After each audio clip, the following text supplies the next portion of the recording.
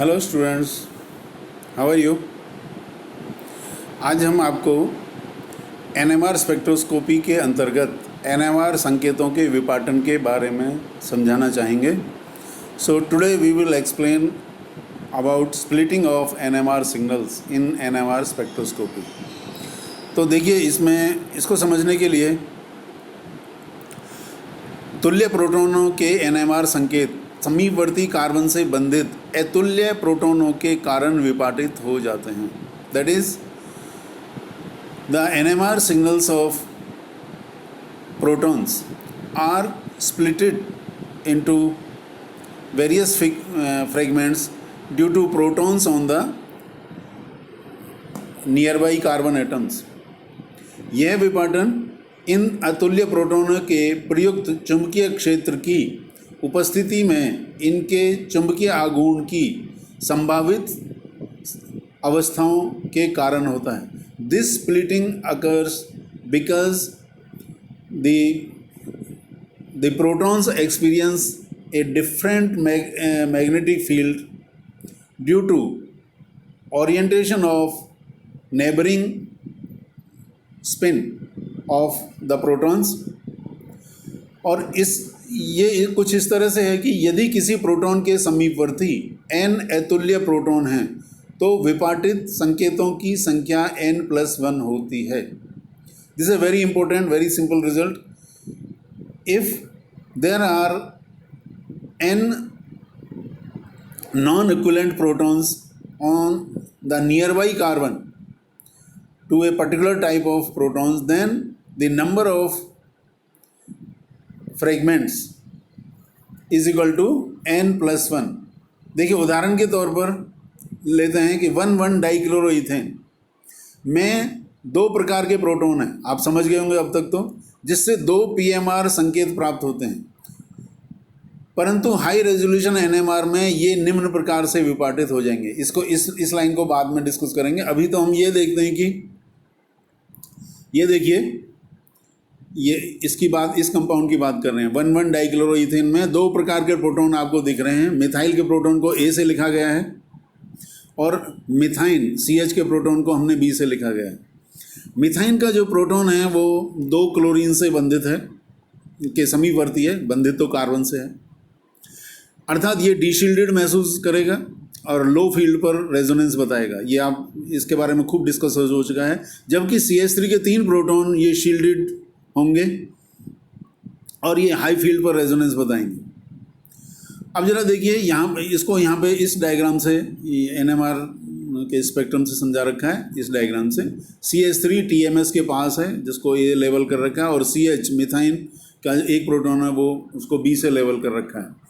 यहाँ पे ये देखिए जरा कि प्रोटॉन A संकेत की तीव्रता प्रोटॉन B संकेत की तीव्रता की अपेक्षा 3 गुना है। ये पीक हमेशा ऊपर 3 गुना ज़्यादा रहेगी इसके मुकाबले, क्योंकि जो A पीक है वो 3 प्रोटॉन की वजह से है, जबकि B पीक है वो केवल 1 प्रोटॉन की वजह से है। तो अर्थात यहाँ पर जो ट्रांजिशन है ज़्यादा स्ट्रॉन्ग होगा, इसलिए यहाँ पर ये 3 गुना ज़्यादा इंटेंसिटी दिखा रखी है। अब उच्च यही जो एनएमआर के जो 2 संकेत थे, यदि उच्च रेजोल्यूशन पावर के एनएमआर प्रयुक्त किया जाए तो उसमें CH अर्थात मिथाइन का प्रोटॉन क्वार्टेट का मतलब चतुष्क अर्थात 4 भागों में विभाजित हो जाएगा, क्योंकि CH के नेक्स्ट कार्बन जिसको विसिनल कार्बन बोलते हैं उस पर 3 प्रोटॉन है। तो n+1 के अनुसार CH का जो सिग्नल है, जो हम पहले अभी B से बता रहे थे, वो 4 भागों में टूट जाएगा, जबकि CH3 के 3 प्रोटॉन का सिग्नल जिसको A से दिखाया गया था, उसके समीपवर्ती केवल एक ही प्रोटॉन है मिथाइन का, B वाला, तो A वाला सिग्नल 2 में टूट जाएगा। ये ध्यान देने की बात है। CH3 एक सिग्नल A, CH दूसरा सिग्नल B, लेकिन B के समीपवर्ती कार्बन पर 3 प्रोटॉन हैं, तो B वाला जो सिग्नल है वो 4 भागों में, जिसको चतुष्क या क्वार्टेट बोलते हैं, उसमें टूटेगा, जबकि CH3 का सिग्नल डबलेट द्विक में टूटेगा। तो इस प्रकार से the spectrum will be like this. High resolution का स्पेक्ट्रम इस तरह से मिलेगा आपको। ये देखिए ये CH का संकेत है जो जिसको मैं क्वार्टेट, और ये CH3 का जो सिग्नल था वो ड्यूप्लेट में टूट गया है। यहाँ पर ये देखने की बात है कि जो और छोर के जो हिस्से होते हैं, भाग होते हैं, वो कम तीव्रता के हैं और बीच वाला जो भाग है वो ज़्यादा तीव्रता का है CH के क्वार्टेट में, और जबकि CH3 के में जो दो भाग हैं वो बराबर इंटेंसिटी के हैं। उसके बारे में भी डिस्कस करेंगे, पास्कल ट्रायंगल से इसको बताया जा सकता है। अब सवाल इसको NMR विपाटन की व्याख्या बताते हैं कि how we can explain the spin coupling in NMR, या और how we can explain the splitting of NMR signals. तो देखिए इसको थोड़ा सा समझते हैं।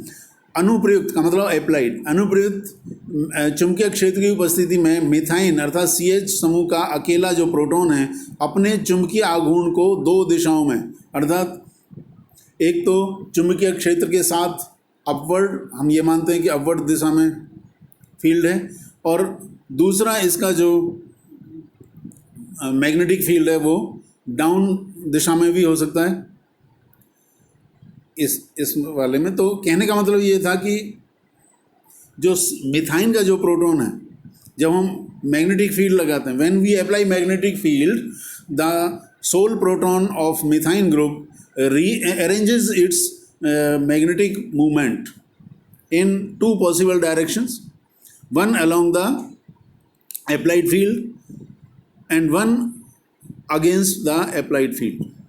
ओके, इस प्रकार जो समीपवर्ती मिथाइल समूह के तीन प्रोटॉन अपने ऊपर प्रभावी चुंबकीय क्षेत्र के दो मान को महसूस करते हैं। In this way the three protons which are equivalent, three protons of methyl group experience two types of two magnitudes of magnetic field on them. एक अनुप्रयुक्त क्षेत्र के से अधिक होगा थोड़ा सा और एक कम होगा, क्योंकि मैंने अभी बताया कि मिथाइन का जो प्रोटॉन है उसकी दो संभावित दिशाएं हो सकती हैं, फील्ड के साथ, अप्लाइड फील्ड के साथ या अप्लाइड फील्ड के अगेंस्ट। साथ होगी तो ज़्यादा महसूस करेगा मैग्नेटिक फील्ड मिथाइल के प्रोटॉन, और अगेंस्ट होगी तो कम महसूस करेगा। ओके, तो कहने का अर्थ ये हो गया जो मिथाइल का जो संकेत था, या ये कि मिथाइल का जो संकेत तीन प्रोटॉन की वजह से था, वो दो भागों में टूट जाएगा। क्यों? क्योंकि उसके समीपवर्ती जो हाइड्रोजन है उस पर दो मैग्नेटिक फील्ड लग रहे हैं, एक अप्लाइड से थोड़ा ज़्यादा और एक अप्लाइड से कम। इसी प्रकार मिथाइल के जो प्रोटॉन हैं, मिथाइल के प्रोटॉन भी अपने नाभिक के चुंबकीय आघूर्ण को निम्न चार प्रकार से व्यवस्थित कर सकते हैं। In the same way the three protons of methyl group can arrange their magnetic movement in these following ways. देखिए किस किस तरह से चार पॉसिबिलिटी हैं इसकी। एक पॉसिबिलिटी है कि तीनों प्रोटॉन जो मिथाइल ग्रुप के हैं वो उनका जो मैग्नेटिक मूवमेंट है वो अप्लाइड फील्ड की दिशा में ही रहे, जैसा कि यहाँ पे दिखा रखा है। यदि ऐसा होता है तो जो मिथाइन का जो प्रोटॉन है समीपवर्ती वाला, ध्यान दीजिए समीपवर्ती जो वाला मिथाइन का प्रोटॉन है वो अप्लाइड फील्ड से थोड़ा सा ज़्यादा फील्ड महसूस करेगा। पहले हम इनके बारे में बता देते हैं कि किस तरह से चार पॉसिबिलिटीज़ हैं। एक तो ये अभी बताइए कि तीनों प्रोटॉन मिथाइल के एक ही दिशा में हों, अर्थात लगाए गए चुंबकीय क्षेत्र की दिशा में। दूसरी जो पॉसिबिलिटी है मिथाइल समूह के लिए वो ये है जिसमें दो प्रोटॉन चुंबकीय क्षेत्र की दिशा में है और एक प्रोटॉन विपरीत दिशा में है, उसका मैग्नेटिक मूवमेंट उसको यहाँ पे दिखा रखा है, ये जो अभी मैंने टिक किया। और तीसरी पॉसिबिलिटी है कि इसको यहाँ पे दिखा रहे हैं, तीसरी पॉसिबिलिटी है कि एक प्रोटॉन का चुंबकीय आघूर्ण या मैग्नेटिक मूवमेंट अप्लाइड फील्ड की दिशा में है और दो प्रोटॉन का चुंबकीय आघूर्ण विपरीत दिशा में है। उसकी 3 संभावना है, ये संभावना है up down down, down up down, down down up, इस तरह से। तो कहने का मतलब ये था कि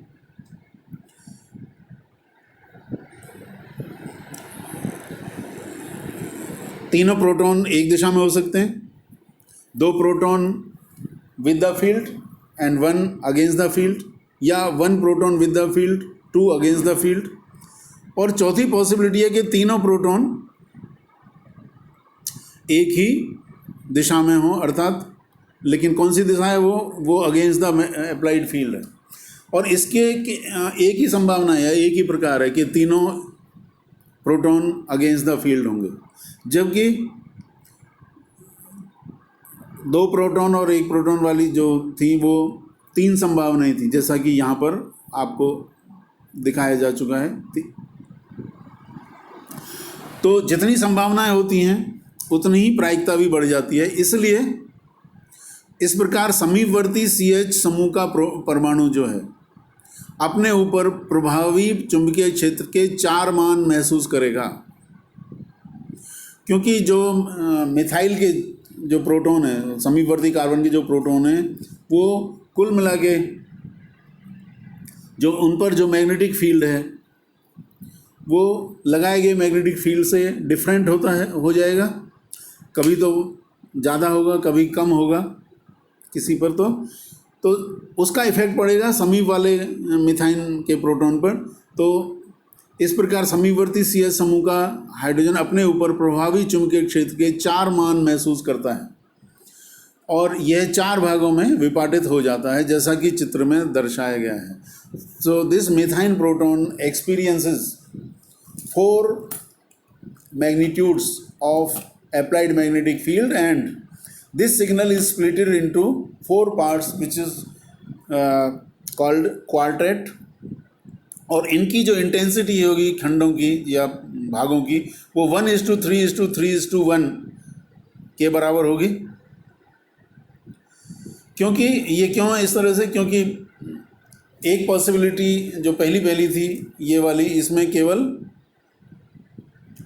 एक ही प्रकार से ये रख सकता था अपने चुंबकीय आघूर्ण को, जबकि अप और डाउन में हमने देखा ये 3 प्रकार की पॉसिबिलिटी हैं। तो इस घटना की प्रायिकता 3 गुना होगी, इस घटना की प्रायिकता भी 3 गुना होगी, इसकी 3 गुना होगी और इसकी 3 गुना होगी। और इसकी प्रायिकता इसका 1/3 होगी, मतलब ये इसकी कम होगी, 1 है तो इसकी 3 और इसकी भी आपको 1 ही होगी, क्योंकि एक ही पॉसिबिलिटी है। दैट इज़ वाई इसका जो क्वार्टेट है 1:3:3:1 के रेशियो का होगा, जबकि जो मिथाइल का जो प्रोटॉन था वो केवल 2 प्रकार के ही फील्ड महसूस कर रहा था, तो वहाँ पर विपाटन द्विक में होगा और उनकी इंटेंसिटी 1:1 अर्थात बराबर भागों में वो टूटेगा। सो ये एक्सप्लेनेशन था कि क्यों समीपवर्ती हाइड्रोजन के कारण प्रोटॉन का जो सिग्नल है वो क्यों विपाटित हो जाता है। नेक्स्ट टर्म है वो है युग्मनांक, कपलिंग कांस्टेंट। तो युग्मनांक तो जैसे नाम से ही पता लग रहा है, जैसे मैंने अभी बताया कि CH3 के जो 3 प्रोटॉन का सिग्नल है वो 2 भागों में टूट गया, तो एक इस भाग से और इस भाग की जो दूरी है उसी को हम युग्मनांक कहते हैं, कपलिंग कांस्टेंट कहते हैं। The distance between the splitted portion of an NMR signal is called coupling constant and it is denoted by J। Its value is very small and denoted by hertz या cycle per second. तो ये लिख भी रखा है, विपाटित NMR संकेतों के विभिन्न भागों के मध्य अंतर को कपलिंग कांस्टेंट या युग्मनांक कहते हैं, जिसे J द्वारा दर्शाया गया है। इसका मान हर्ट्स या CPS साइकिल पर सेकेंड में व्यक्त किया जाता है। ओके, इसकी वैल्यू ppm में नहीं होती। यहाँ पे एक नोट डालने का है, बहुत इंपॉर्टेंट है। J का मान अनुप्रयुक्त विकिरणों की आवृत्ति पर या चुंबकीय क्षेत्र की तीव्रता पर निर्भर नहीं करता। J does not depend on the applied magnetic field or the frequency of the radio frequency। यह प्रोटॉनों के मध्य स्पिन स्पिन कपलिंग की तीव्रता को दर्शाता है। The magnitude of J indicates the spin spin coupling between the neighbouring protons, अर्थात proton के प्रकार पर निर्भर करता है। So J depends on the type of protons which are present on the neighbouring carbon atoms. J का मान proton के मध्य बंधों की संख्या बढ़ने पर तेजी से घटता जाता है। The value of J decreases sharply with increase in number of bonds. इसलिए ज़्यादातर जे आपको विसिनल कार्बन तक ही मिलेगा। विसिनल कार्बन का मतलब समीपवर्ती कार्बन से जो प्रोटॉन लगे रहते हैं उन्हीं तक हम डिस्कस करेंगे, आगे नहीं। आगे कार्बन जाने पर जे का मान 0 होने लगता है। तो अभी जैसे बताया था कि उनकी तीव्रता जो खंड में जो टूटा है आपका NMR सिग्नल, उसकी तीव्रता किसी की 1:3:3:1 बताई थी, किसी की 1:1 बताई थी। तो पास्कल त्रिभुज से इसको कैसे निकालते हैं ये देखते हैं। पास्कल ट्रायंगल, इसके द्वारा विपाटित NMR संकेत के विभिन्न भागों की आपेक्षिक तीव्रता निर्धारित की जाती है। Pascal triangle gives the relative intensity of various fragments of NMR signal। यह तीव्रता x+1 की पावर n के समीकरण में x की पावर n के गुणांकों का अनुपात होती है। This intensity is the ratio of the coefficients of various terms in the expression of x+1 की power n, where n is, यहाँ n क्या है, समीपवर्ती प्रोटॉनों की संख्या है, नंबर ऑफ हाइड्रोजन एटम्स या number of protons on the vicinal carbon. जैसे यदि एक ही है, सपोज समीपवर्ती प्रोटॉन पर हाइड्रोजन एक ही है, तो तीव्रता का अनुपात x+1 की पावर 1 अर्थात x+1, और इसमें कोफिशिएंट x का कोफिशिएंट भी एक है और कांस्टेंट टर्म भी एक है, तो 1:1 होगा। 2 प्रोटॉन होने पर खंडित 3 भाग, क्योंकि देखिए संख्या का जो वैल्यू है वो n+1 होगा। तो यदि एक प्रोटॉन है तो 2 में टूटेगा, 2 प्रोटॉन है तो 3 भागों में टूटेगा। तो 2 प्रोटॉन होने पर खंडित 3 भागों की तीव्रता x+1 का whole square, that is x² + 2x+1। अब इनके जो कोफिशिएंट है x² का 1 है, x का 2 है और कांस्टेंट टर्म 1 है, तो उनको कलेक्ट करते हैं तो 1:2:1 होगी। 3 समीपवर्ती प्रोटॉन होने पर, जैसा अभी डिस्कस किया था, मिथाइन के प्रोटॉन समीपवर्ती 3 थे, समीपवर्ती NMR संकेत 4 भागों में टूट जाएगा। If there are 3 protons on the vicinal carbon then the NMR signal is split into 4 parts, और इसकी तीव्रता x+1 की power 3 cube, x³ + 3x² + 3x+1। तो अर्थात इनको कोफिशिएंट का कलेक्ट करते हैं, x³ का 1 है, x² का 3, x का 3 और कांस्टेंट 1। तो इसके गुणांक 1:3:3:1 के अनुसार होगी। तो या तो आप ऐसा समझ लीजिए, अब सोच रहे हो कि 5 या 6 हो तो कैसे करें, तो उसके लिए पास्कल ट्रायंगल से तीव्रताओं के अनुपात को हम इस तरह से समझ सकते हैं कि मान लो एक मूल तीव्रता को 1 ले लिया गया है, जैसा कि यहाँ पर है, और इसको डबलेट में तोड़ना है। डबलेट में तभी आएगा जब इस समीपवर्ती इसका एक ही प्रोटॉन होगा। तो इसकी इंटेंसिटी इस तरह से डिवाइड हो जाएगी, I/1/2 और 1/2, ठीक है।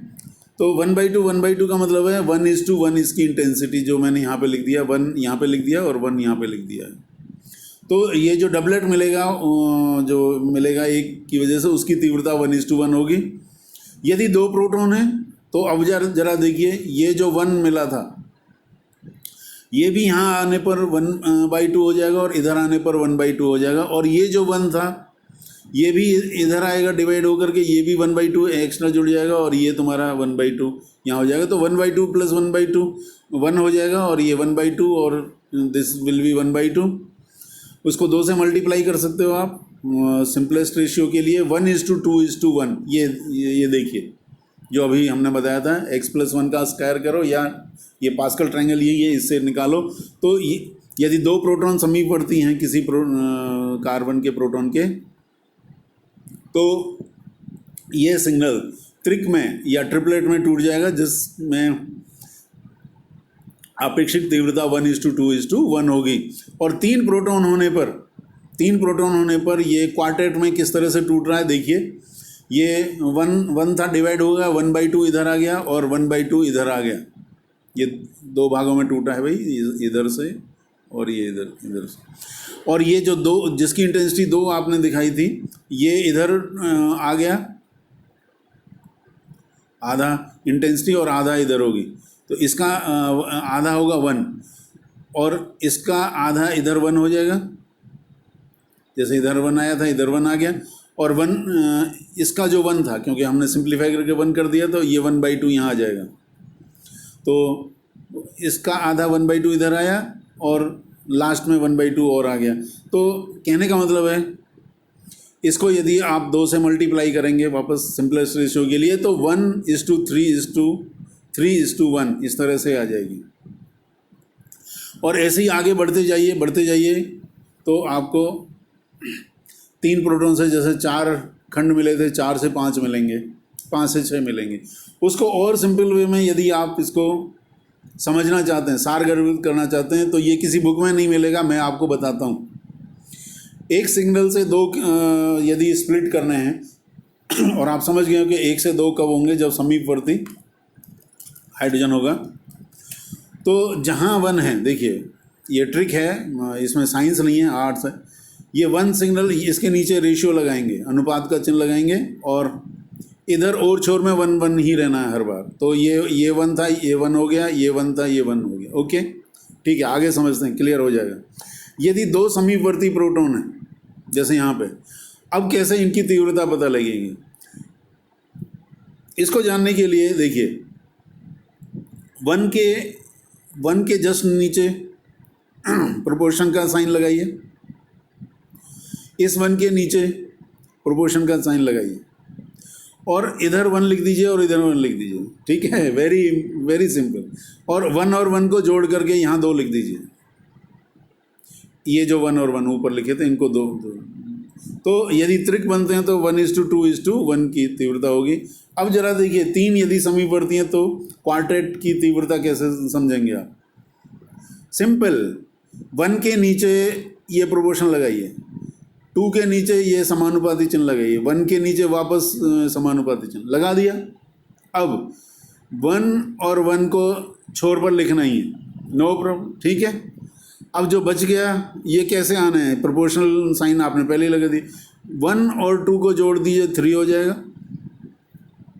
इसी तरह से 2 और 1 को जोड़ दिए, 3 यहाँ पर लिख दिया जाएगा। तो ये आ गया 1:2, 1:3:3:1, दैट्स इट।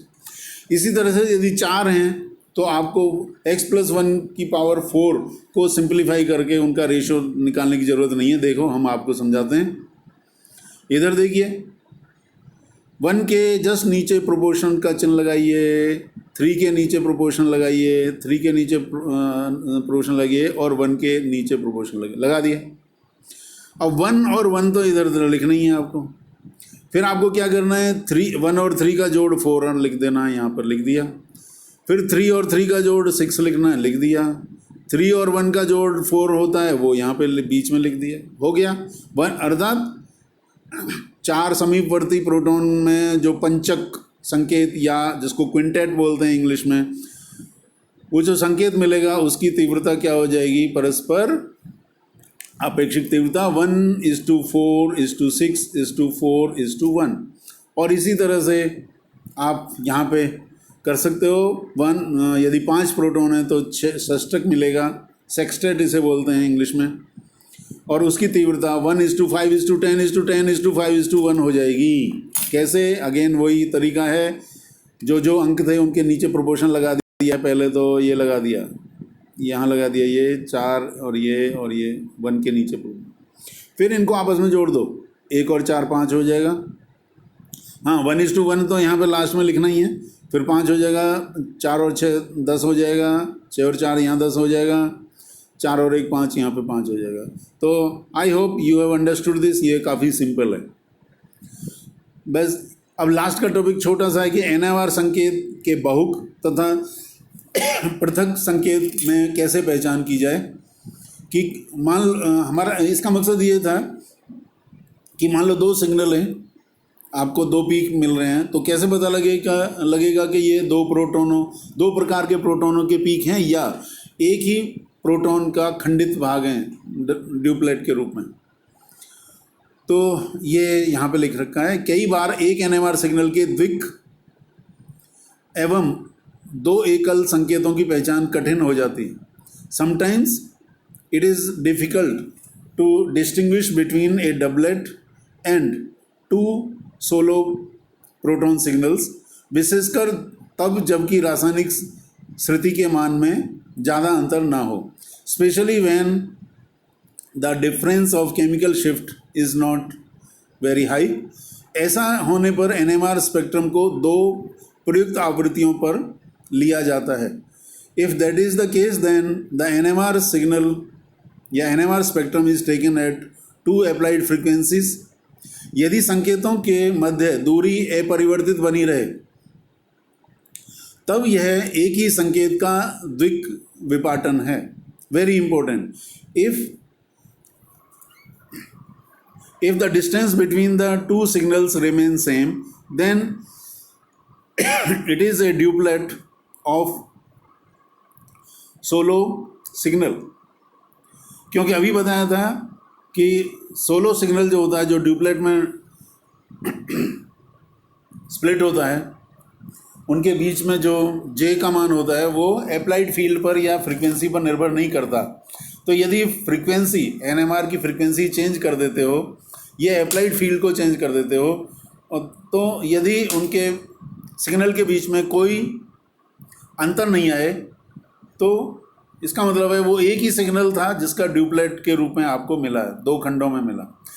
लेकिन यदि संकेतों के मध्य दूरी आवृत्ति बढ़ाने पर बढ़ जाती है तो दो पृथक पृथक एनएमआर संकेत ही हैं, वो दो पृथक पृथक प्रकार के प्रोटॉनों के सोलो है मतलब।